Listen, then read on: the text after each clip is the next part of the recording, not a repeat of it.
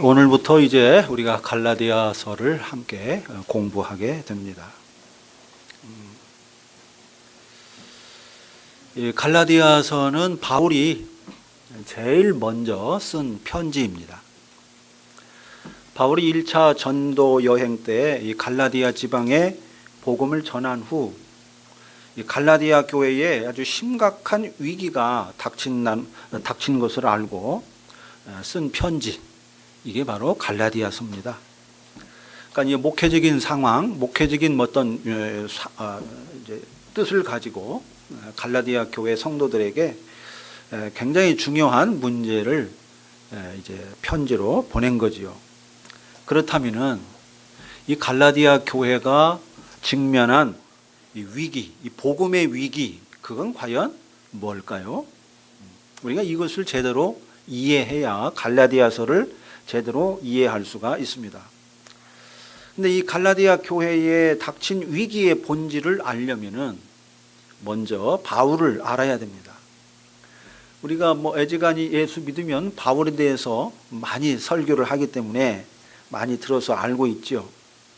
이 편지를 쓴 바울, 이 바울은 사울의 로마식 이름입니다. 이제 히브리식 이름은 사울이고 로마식 이름은 이제 바울인 것이죠. 이 바울은 본래 예수를 핍박했던 사람입니다. 그는 아브라함의 하나님을 경외하는 자로서 예수가 메시아다 하는 것을 도무지 용납할 수가 없었습니다. 왜냐하면 유대인들은 전통적으로 십자가에 매달려 죽은 자를 하나님께 저주받은 자라, 이게 신명기 21장에 나옵니다. 십자가에 달린 자마다 저주받은 자라는 그런 모세의 신명기 메시지가 있기 때문에 그 말씀 때문에 이제 모든 유대인들은 이제 십자가에 죽은 자, 그거는 하나님께 저주받은 사람, 이렇게 생각을 해왔습니다. 그렇기 때문에 바울도 예수를 하나님께 저주받은 자라고 생각을 했습니다.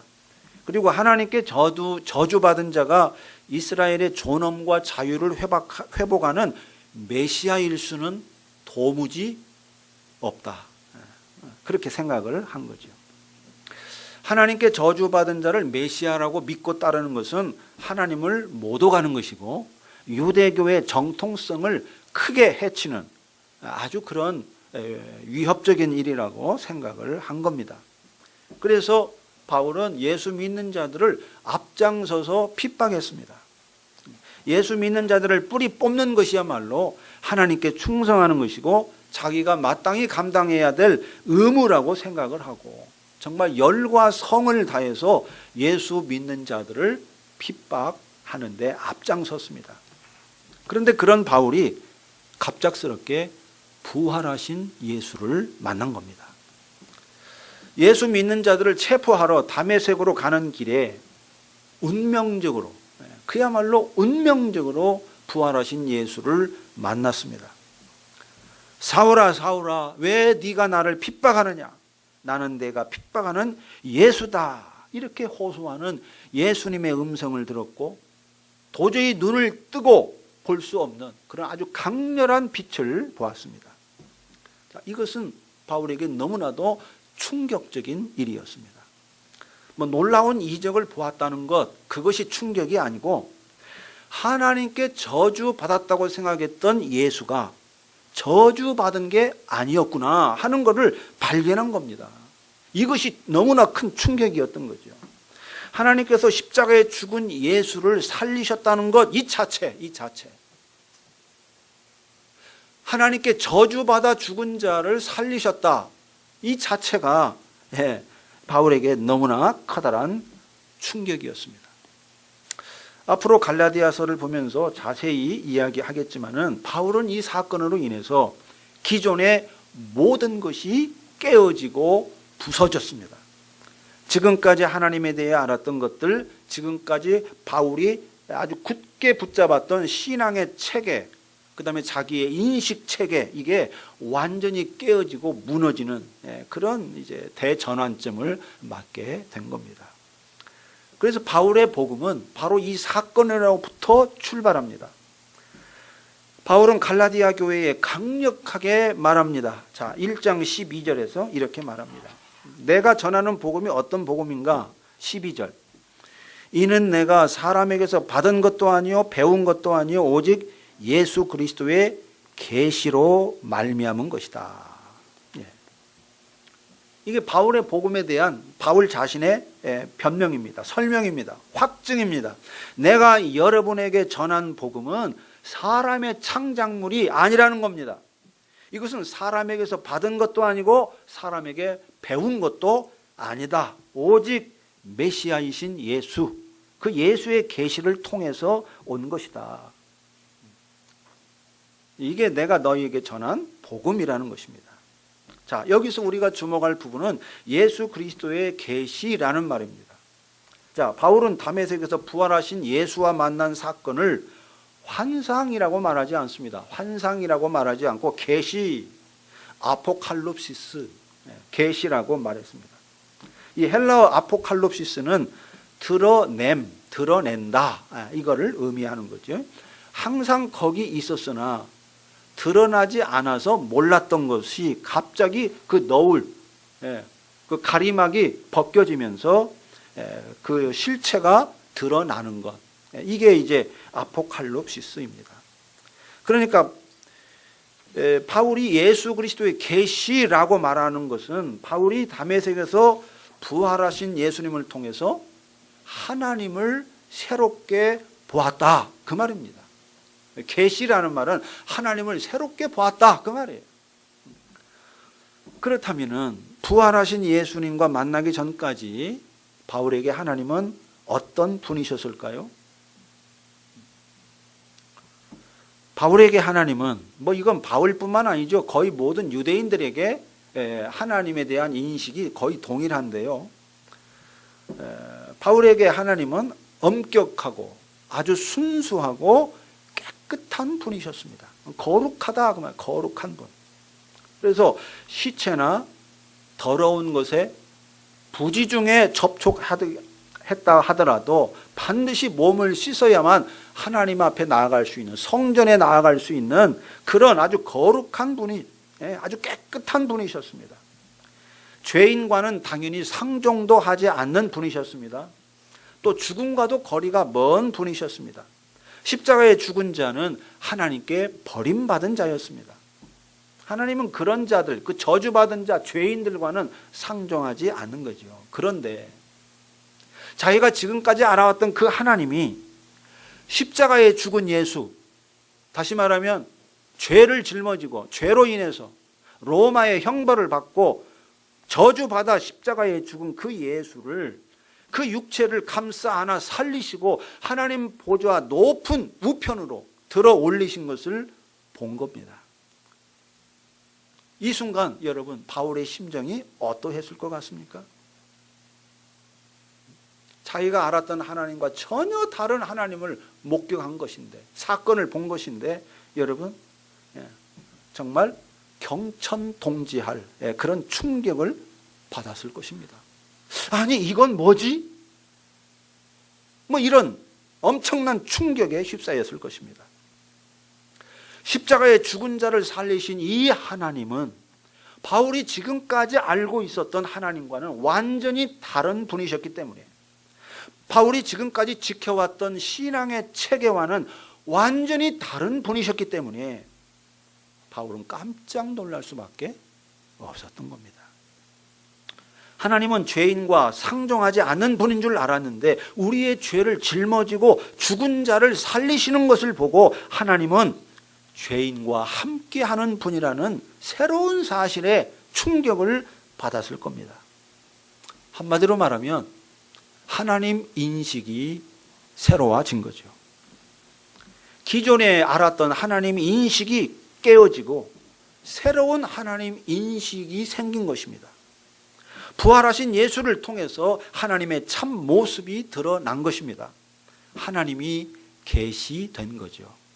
그래서 바울이 부활하신 예수와 만난 사건을 환상이라고 말하지 않고 계시, 아포칼립시스라고 말한 것입니다. 그리고 부활한 예수를 통해서 하나님 인식이 새로워지자 예수에 대한 인식도 새로워지고 세상에 대한 인식도 새로워지고 자기에 대한 인식도 새로워졌습니다. 바울의 복음은 바로 여기서부터 출발합니다. 예수를 통해 하나님을 본 것, 예수 그리스도의 계시를 통해 하나님을 새롭게 인식한 것, 바로 여기에 바울 복음이 뿌리를 내리고 있습니다. 그래서 바울은 로마서에서 말했습니다. 로마서 10장을 한번 보겠습니다. 로마서 10장 9절.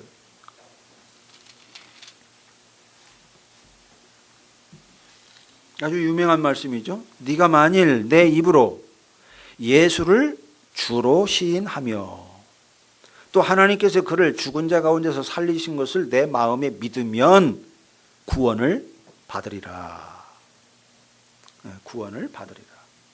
두 가지입니다. 구원을 받는 것에 대해서. 예수를 주로 시인하는 것, 그 다음에 하나님께서 그를 죽은 자 가운데서 살리신 것, 이거를 믿으면 구원받는다. 바로 이것이 바울 복음의 근원이고 핵심입니다. 예수 그리스도 중심적인 것이죠. 바울의 구원의 신앙은 예수 그리스도 중심적이었습니다. 자, 이 사건, 부활하신 예수 그리스도를 만난 이 사건 이후로 바울은 이전의 바울처럼 살 수 없었습니다. 실로 모든 것이 새로워졌기 때문에, 존재와 세계와 삶의 체계가 근원적으로 바뀌었기 때문에 이전의 바울로 돌아갈 수가 없었습니다. 그 전까지는 예수 믿는 자들을 핍박했는데 그 후부터는 예수의 복음을 전하는 자가 됐습니다. 그 전까지는 예수를 증오했는데 그 후부터는 예수의 종이 되었습니다. 그 전까지는 예수가 걸림돌이었는데 그 후부터는 예수가 디딤돌이 됐습니다. 그야말로 한순간에 천지가 개벽을 한 겁니다. 이것은 바울만의 경험이 아닙니다. 누구든지 부활하신 예수를 만나면 천지가 개벽을 합니다. 그 사람이 어떤 사람이든 지금까지 어떤 삶을 살았든 상관이 없습니다. 부활하신 예수, 살아계신 예수를 만나면은 존재와 세계와 삶의 체계 전체가 근원적으로 달라집니다. 자기 삶의 의미를 부여했던 모든 것들이 달라집니다. 살고 있는, 살아가는 생명의 종류가 달라지고요. 생명의 차원이 달라집니다. 새하늘과 새 땅을 보게 됩니다. 바로 이것이 중생입니다. 바로 이것이 구원입니다. 내가 지금까지 살아왔던 것에다가 플러스 알파, 예수라는 것을 플러스 하는 게 아니에요. 예수로 인해서 내가 지금까지 살아왔던 모든 것이 뒤집어 엎어지는 겁니다. 뒤바뀌는 거예요. 이게 구원이에요. 이게 중생입니다. 바울은 부활하신 예수를 만난 후부터 예수에게 자기의 운명을 걸고 예수의 십자가 죽음과 부활을 전하기 시작했습니다. 특히 이방인에게 예수의 복음을 전하기 시작했습니다. 그걸 하나님의 소명으로 받아들였습니다. 바울은 첫 번째 전도 여행을 하면서 갈라디아 지방에 복음을 전했습니다. 이 갈라디아 지방은요, 유럽에서 이 고울족이라는 사람들이 이주해가지고 이 갈라디아 지방에 들어와서 그 땅을 차지했습니다. 그래서 이 고울 사람들의 땅이다 해가지고 이제 그것이 이제 변해서 갈라디아, 고울 사람들의 땅, 이게 이제 갈라디아라는 이름으로 이제 형성이 됐는데, 서기 25년경에 로마 제국이 이 땅을 정복해서 로마의 한 주에 주로 편입을 시켰습니다. 그러니까 로마령인 것이죠, 이 갈라디아가. 이 갈라디아 지방에는 비시디아 안디오, 이고니온, 루스드라, 더베 등의 도시가 있었습니다. 그리고 이곳에는 일찍부터 유대인들이 이주해서 자리를 잡고 살았습니다. 그래서 바울이 갈라디아의 복음을 전할 때 그곳에 살고 있던 유대인들로부터 많은 박해와 고초를 당했습니다. 사도행전이 그 사실을 아주 잘 기록하고 있습니다. 자, 사도행전 13장을 한번 보겠습니다. 13장, 14장, 15장에 걸쳐서 이 갈라디아에서의 있었던 일들이 기록되어 있는데 13장 45절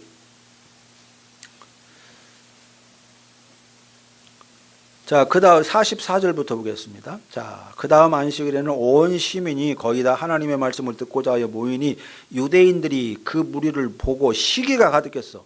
예, 많은 사람들이 이제 바울의 복음을 들으려고 이제 모이니까 그걸 보고 유대인들, 정통 유대인들이 시기가 일어난 겁니다. 그래서 바울이 말한 것을 반박하고 비방했다 그랬습니다. 50절. 이에 유대인들이 경건한 귀부인들과 그 신의 유력자들을 선동하여 바울과 바나바를 박해하게 하여 그 지역에서 쫓아냈다. 쫓아냈어요. 그래서 어디로 갑니까? 51절. 두 사람이 그들을 향하여 발에 티끌을 떨어버리고 이고니온으로 간 겁니다. 피시디아 안디옥에서 복음을 전하다가 이고니온으로 이제 도망간 거예요. 쫓겨난 겁니다. 자, 이고니온에서는 어떤 일이 일어났는가? 자, 14장 사도행전 14장 5절과 6절. 이방인과 유대인과 그 관리들이 두 사도를 모욕하며 돌로 치려고 달려드니 그들이 알고 도망하여 루가오니아의 두 성 루스드라와 더베와 그 근방으로 가서 거기서 복음을 전했다 그랬습니다. 예, 이고니온에서도 막 돌로 치려고 달려들어 가지고 화급히 루스드라로 이제 도망을 친 겁니다. 그런데 그들이 이게 도망친 바울과 바나바를 그냥 내버려 둔 게 아니에요. 자, 루스드라로 도망가니까 이 안디옥과 이고니온에 살던 유대인들이 루스드라까지 쫓아옵니다. 자, 사도행전 14장 19절을 보십시오. 유대인들이 안디옥과 이고니온에서 와서 바울을 핍박하던 이 안디옥과 이고니온에 살던 유대인들이 지금 루스드라까지 온 겁니다. 와가지고 무리를 충동하니 그들이 돌로 바울을 쳐서 죽은 줄로 알고 시외로 끌어내쳤다 그랬습니다. 루스드라까지 쫓아와가지고 결국 돌로 이제 바울을 친 겁니다. 그래서 의식을 잃을 정도로 바울을 때리고 그래서 성 밖으로 죽은 줄 알고 끌어다가 죽도록 내버린 겁니다. 이게 그 갈라디아의 복음을 전할 때 바울이 겪은 일들입니다. 자, 이토록 엄청난 핍박과 박해를 받아가면서 고린도에 복음을 전한 거죠. 정말 목숨을 바치는 그런 순교의 각오로 복음을 전한 겁니다. 그런데 바울이 갈라디아를 떠나고 얼마 지나지 않아서 예루살렘에서 어떤 자들이 갈라디아로 들어왔습니다. 저들은 정통 유대인으로서 예수를 믿는 자들이었습니다. 예수를 안 믿는 유대인들이 아닙니다. 예수를 믿는 유대인들이 갈라디아에 왔어요. 선교사입니다. 오늘날로 말하면 선교사들이 온 거예요. 그런데 저들이 어떻게 바울이 믿는 예수를 저들도 믿었는데 갈라디아에 오자마자 저들은 아주 작정한 듯이 바울의 가르침을 비판하기 시작했습니다. 바울이 여러분에게 전한 복음은 온전한 복음이 아닙니다. 바울은 여러분이 예수를 믿기만 하면 하나님의 백성이 된다고 하는데 그것은 진실이 아닙니다. 여러분은 예수를 믿기만 해서는 안 됩니다. 우리 유대인들처럼 할례도 받고 절기도 지키고 모세의 율법도 지켜야 합니다. 그래야 진정한 아브라함의 후손이 됩니다. 진정한 하나님의 언약 백성이 됩니다. 이렇게 가르쳤습니다. 바울은 여러분들이 예수만 믿으면 율법으로부터도 자유하고 할례와 유대 절기로부터도 자유한다고 말하는데 그것은 여러분들이 쉽게 예수를 믿게 하려고 속임수를 쓰는 것에 불과하다. 사람들의 귀를 즐겁게 하려고 싸구려 복음을 전하는 것에 불과합니다. 이렇게 아주 바울을 원색적으로 비난했습니다. 바울에게 복음을 들은 갈라디아 성도들은 당연히 어리둥절한 거죠.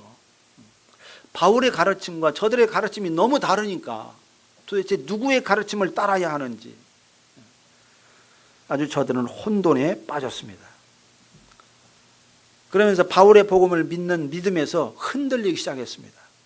그러다가 점차 바울이 전한 복음을 버리고 저들의 가르침을 따르기 시작한 겁니다. 자, 갈라디아서 1장 6절에 이렇게 나오고 있습니다. 그리스도의 은혜로 너희를 부르신 이를 이같이 속히 떠나 다른 복음을 따르는 것을 내가 이상히 여기노라. 떠났다는 거예요. 다른 복음을 따른다는 겁니다. 바울은 이게 너무너무 당혹스러웠습니다. 도저히 이해할 수가 없었습니다. 이상히 여기노라 그랬는데 여기서 이상히 여긴다 이 말은 도무지 이해가 안 된다 그 말입니다. 너희가 예수의 복음을 떠나서 내가 전한 복음을 떠나서 저들이 가르치는 그 가르침으로 속히 빠져들어가는 것에 대해서 도저히 이해가 안 된다. 또 3장에 보면 3장 1절에 이렇게 표현합니다. 다 같이 한번 읽어보겠습니다. 시작. 어리석도다 갈라디아 사람들아, 예수 그리스도께서 십자가에 못 박힌 것이 너희 눈앞에 밝히 보이거늘 누가 너희를 꾀더냐. 예? 어리석도다 갈라디아 사람들아. 예. 탄식을 한 거죠. 예. 탄식을 했습니다. 이 상황을 사도행전 15장으로 다시 넘어가 봅시다. 사도행전 15장 자 1절과 2절에 아주 짤막하게 기록하고 있습니다. 사도행전 15장 1절 2절 다 같이 읽겠습니다. 시작. 어떤 사람들이 유대로부터 내려와서 형제들을 가르치되 너희가 모세의 법대로 할례를 받지 아니하면 능히 구원을 받지 못하리라 하니 바울 및 바나바와 그들 사이에 적지 아니한 다툼과 변론이 일어난지라. 형제들이 이 문제에 대하여 바울과 바나바와 및 그 중에 몇 사람을 예루살렘에 있는 사도와 장로들에게 보내기로 작정하니라. 예. 이 문제로 지금 바울과 바나바 그 다음에 바울을 비판하는 이 사람들 사이에 변론이 일어나고 교회 안에 막 엄청난 이제 이야기들이 떠돌기 시작한 겁니다. 그래서 바울과 바나바를 예루살렘으로 보내자. 예루살렘으로 보내서 사도와 장로들과 이 문제를 협의하도록 하자. 이렇게 하고 이제 이 두 사람을 보내기로 결정을 합니다. 자, 바울이나 바울을 비난한 자들이나 똑같이 예수를 믿고 따랐습니다. 그런데 똑같은 예수를 믿는데 그 내용에 좀 더 구체적으로 들어가서는 두 양편이 완전히 달랐습니다. 바울은 예수 그리스도의 은혜와 예수 그리스도를 믿는 믿음으로 충분하다 이렇게 말했고 저들은 그 믿음 위에 율법과 할례가 더해져야 한다 이렇게 말했습니다.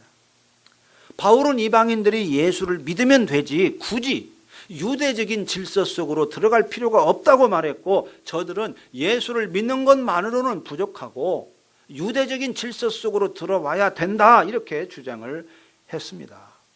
바로 이것이 갈라디아 교회들에게 닥친 위기였습니다.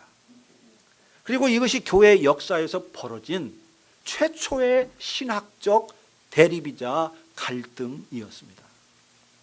예수의 복음을 이방인에게 전파하는 과정에서 불거진 최초의 신학적 대립 이게 생긴 겁니다. 이 대립과 갈등의 본질이 뭘까?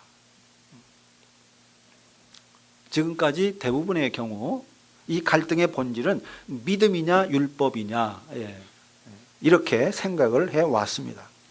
겉으로 드러나는 것을 보면은 믿음이냐 율법이냐 그런 것처럼 보입니다. 예수 믿는 이방인에게 할례를 받게 할 것이냐 받지 않게 할 것이냐 이것처럼 보이기 때문에 대부분의 기독교 역사 속에서 그렇게 해석을 해왔는데 사실은요 그것이 문제의 본질이 아닙니다. 문제의 본질은 훨씬 깊은 데 있습니다. 그러나 겉으로 드러나는 문제는 믿음이냐 율법이냐 이 문제였습니다. 이 문제. 이게 일단 겉으로 드러나는 문제의 형태입니다. 이것도 굉장히 커다란 현실적인 장애물이었기 때문에 바울과 바나바는 이 문제를 풀기 위해서 예루살렘으로 올라간 겁니다.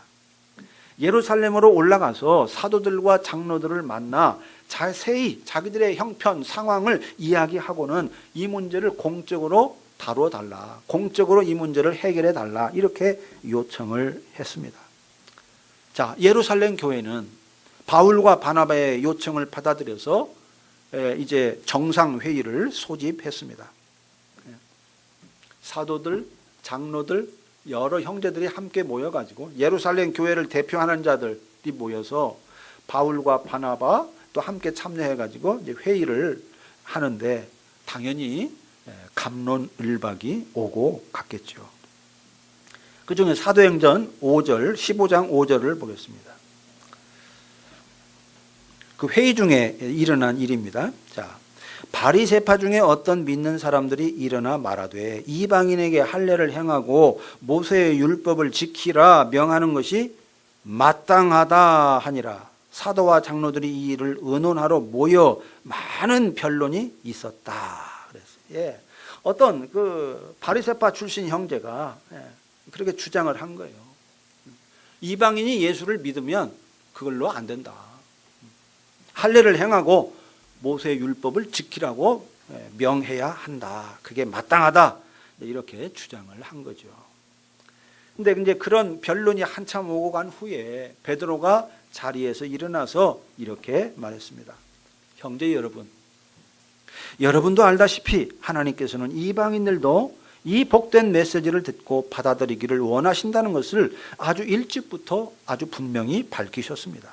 그것도 전에 들은 말이 아니라 바로 내가 전하는 말을 직접 듣고 받아들이게 하셨습니다. 우리의 어떤 거칠이에도 속지 않으시고 언제나 사람의 생각을 아시는 하나님께서 우리에게 주신 것과 똑같은 성령을 그들에게도 이방인들에게도 주셨습니다. 그분은 우리를 대하신 것처럼 이방인들을 대하셨습니다. 하나님께서는 그분을 믿고 신뢰하는 이방인들에게 역사하셔서 먼저 그들이 누구인지 깨닫게 하시고 그 중심에서부터 시작해서 그들의 삶을 깨끗게 하셨습니다. 그런데 어찌하여 지금 여러분은 하나님보다 더한 하나님이 되어서 우리 조상을 짓누르고 우리까지 짓누른 규정들을 새로 믿은 이 사람들에게 지우려는 것입니까?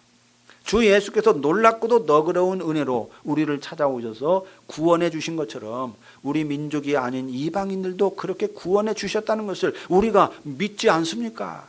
예. 유진 피터슨이 사도행전을 번역한 것입니다. 알기 쉽게. 예. 바울이 그렇게 이야기했어요. 예. 이방인들에게도 성령이 똑같이 역사한다. 우리와 똑같이. 그러니까 그들에게 유대인들의 율법을 짐지울 필요가 없다. 이렇게 이야기했는데, 자, 베드로가 그 말을 하자 한동안 침묵이 흘렀습니다. 아무도 입을 열지 않았습니다. 그때 이제 바울과 바나바가 조용히 일어나서 자기들의 사역을 보고합니다. 하나님께서 어떻게 이방인에게 역사하셨는지, 어떻게 성령이 그들과 함께 했는지 그걸 보고하기 시작했습니다. 그리고 그 보고를 들은 후에 야고보가 이제 일어나서 마지막 의견을 제시합니다. 자, 사도행전 15장 19절부터 21절. 그러므로 내 의견에는, 야고보의 의견입니다. 내 의견에는 이방인 중에서 하나님께로 돌아오는 자들을 괴롭게 하지 말고 다만 우상의 더러운 것과 음행과 목매어 죽인 것과 피를 멀리하라고 편지하는 것이 옳다. 그 정도로 우리가 끝내자.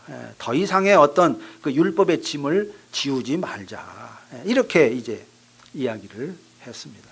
자, 이렇게 해서 일단 바울은 예루살렘 교회로부터 자기가 전한, 바울이 전한 메시지가 하나님의 뜻에 어긋나지 않는다. 바울의 신학이 옳다 하는 것을 공적으로 인정을 받게 되었습니다. 이제 예루살렘 교회가 인정한 거예요. 바울이 전한 복음이 틀리지 않았다. 틀리지 않았다. 1차적인 문제가 해결이 된 겁니다. 그러나 바울은 그것으로 만족할 수가 없었습니다. 현실적인 갈등과 대립은 해소될 수 있는 그런 이제 길이 열렸지만은, 그러나 문제의 본질은 훨씬 깊은 데 있다는 걸 알았기 때문에 이 문제를 좀 더 분명하게 그리고 심도 있게 설명할 필요를 느꼈습니다. 우리가 흔히 이런 말 하죠. 악마는 디테일에 있다. 악마는 디테일에 있다. 그렇습니다. 악마는요, 아주 사소한 부분에 숨어 있습니다. 그리고 그 작은 부분의 차이, 거기에서 본질적인 차이가 생깁니다. 명품과 유사품의 차이도 여러분 사실 큰 데 있지 않습니다. 겉으로 보면 잘 몰라요. 아주 작은 부분, 아주 미세한 부분에서 차이가 있습니다. 신앙도 마찬가지입니다. 예수를 믿어야 된다 하는 이 큰 부분에서는 차이가 없다 하더라도 아주 작은 부분, 아주 미세한 부분의 차이, 이 차이에서 여러분 본질적인 차이가 생기는 법입니다. 바울도 이걸 알았어요. 악마가 디테일에 역사한다. 이걸 알고 있었습니다. 그래서 갈라디아 교회들에게 이 디테일한 부분에 대해서 설명해야 될 필요를 느꼈어요. 그래서 편지를 쓰기로 마음을 먹고 깊이 묵상을 한 끝에 갈라디아 교회에 편지를 보낸 겁니다. 사실 이렇게까지 하지 않아도 됩니다. 하지 않을 수도 있지요. 너희들은 너희들이 알고 있는 것을 말해라. 나는 내가 알고 있는 것을 말하겠다. 너희와 우리의 차이는 소소한 차이에 불과하다. 그리고 그냥 바울이 자기의 길을 묵묵히 갈 수도 있습니다. 우리나 너희나 예수 믿는 것은 똑같으니까 부분적으로 다른 것이야 적당히 묻어두자. 그냥 그렇게 하고 넘어갈 수도 있습니다. 그런데 바울은 그렇게 하지 않았습니다. 예수를 믿는 이방인들에게 할례를 받게 할 것이냐 말 것이냐, 율법을 지키게 할 것이냐 말 것이냐, 유대인의 절기를 지키게 할 것이냐 말 것이냐 하는 것을 사소한 문제로 생각하고 그냥 넘어가지 않았습니다. 바울은 이 문제를 복음의 본질이 걸린 문제라고 생각했습니다. 유대주의자들, 바울을 비판했던 그 유대주의자들이 주장하는 이 복음은 예수의 복음과 비슷한 복음이 아니라 다른 복음, different gospel, 다른 복음이라고 말했습니다. 그래서 갈라디아 1장에서 4번이나 다른 복음이라고 말하죠. 6절, 7절, 8절, 9절에서 다른 복음을 따르는 것. 다른 복음은 없다. 하늘로부터 온 천사라도, 우리나 혹은 하늘로부터 온 천사라도 우리가 너희에게 전한 복음 외에 다른 복음을 전하면 저주를 받는다. 우리가 전에 말하였거니와 내가 지금 다시 말하노니 만일 누구든지 너희가 받은 것 외에 다른 복음을 전하면 저주를 받을지어다. 저들도 다 똑같이 예수를 믿어요. 안 믿는 게 아니라니까요. 예수의 선교사들로 온 거예요. 선교사로. 그런데 바울은 감히 이야기합니다. 저들의 복음은 다른 복음이다. 하나님께 저주받아야 마땅한 복음이다. 복음이 아니라는 거죠.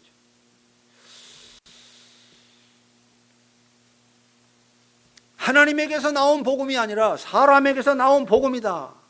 그렇게 이야기합니다. 심지어 하나님께 저주를 받을 것이다. 이렇게까지 말합니다. 여러분, 좀 심하다 싶지 않습니까? 그래도 똑같이 예수를 믿는데. 저들도 나름대로 진정성을 가지고 멀리 갈라디아 지방까지 와가지고 지금 선교 활동을 하고 있는데 저주까지 할 필요는 없지 않은가? 저주까지 하는 것은 너무 독선적이지 않은가? 이런 생각이 좀 듭니다. 그런 측면이 없지는 않습니다. 그러나 바울이 그렇게까지 하고 있는 것은 단지 화를 참지 못해서이거나 바울이 너무 자기만 옳다는 그 독선에 빠져서 그런 것은 아닙니다. 그 이유는 갈라디아 2장 21절을 보면 알 수 있습니다. 자, 갈라디아 2장 21절 다 같이 읽어봅시다. 시작.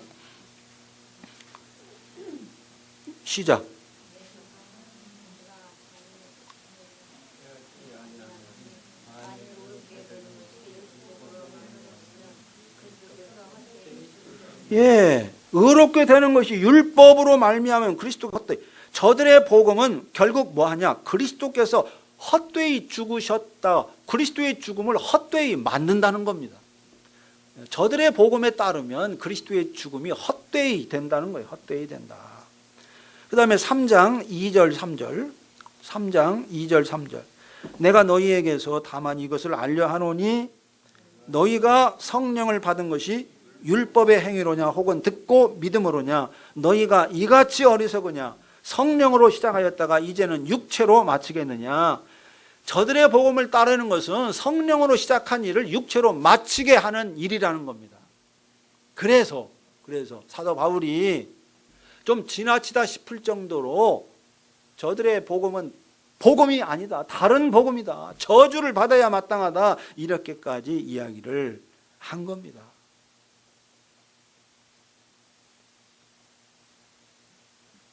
예, 바울의 판단이 옳았습니다. 이 문제는 대충 넘어가도 되는 문제가 아니었습니다. 바울이 평생 이 문제와 씨름했을 만큼 이 문제는 아주 중요한 문제였습니다. 더욱이 이 문제는 초대교회만의 문제가 아니었습니다. 지나온 교회 2000년 역사 속에서 계속해서 반복해서 지금까지도 모양만 조금 다를 뿐이지 본질적으로는 똑같은 문제가 여전히 계속되고 있는 겁니다. 그리스도인들은 지금도 믿음이냐 행위냐, 은혜냐 율법이냐, 교회 밖에 구원이 있느냐 없느냐 하는 문제로 뜨겁게 논쟁하고 있습니다. 갈라디아 교회 성도들이 빠진 문제에 똑같이 빠져 있습니다. 한국 교회는 지금 믿음과 행위 사이의 이 관계, 율법과 은혜 사이의 관계에서 많은 오류를 범하고 있습니다. 바울이 갈라디아와 로마서를 통해 충분히 이야기했음에도 불구하고 여전히 갈피를 못 잡고 있습니다. 문제의 본질이 무엇인지조차 이해하지 못한 채 다른 복음을 열심히 쫓아가고 있습니다. 예, 바울이 말한 이 다른 복음, 이게 교회의 주류가 되어버렸어요. 교회의 주류가 되어버렸습니다.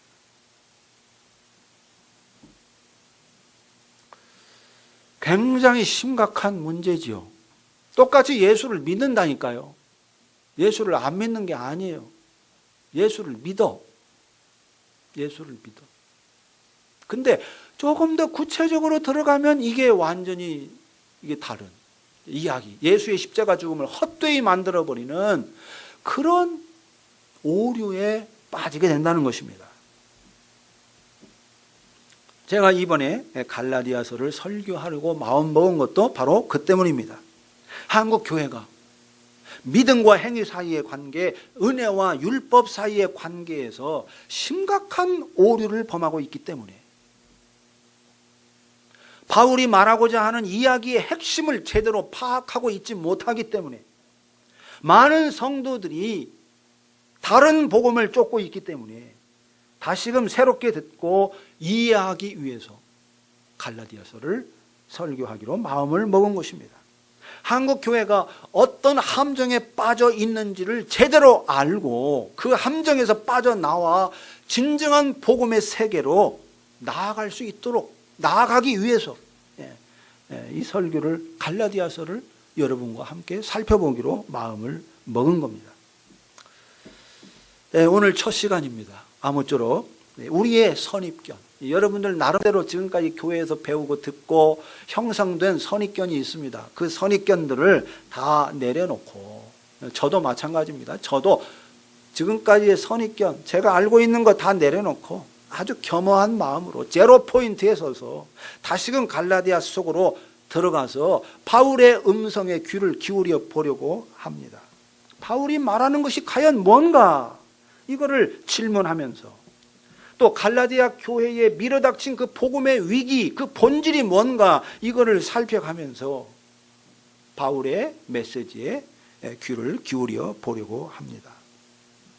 아무쪼록 이 갈라디아서를 통해서 참된 복음의 세계로 한 걸음 더 들어가는 그런 은혜가 저와 여러분 모두에게 임하게 되기를 소망하면서 여러분 기도하고 성령의 도움을 의지하면서 또 설교하는 저를 위해서 기도하시고 또 여러분도 제대로 정말 이 갈라디아서 말씀을 들을 수 있는 그런 마음의 영적인 상태를 잃지 않도록 여러분을 또 마음의 준비를 하면서 계속해서 말씀에 귀를 기울여 주시기를 부탁합니다. 예, 기도합시다.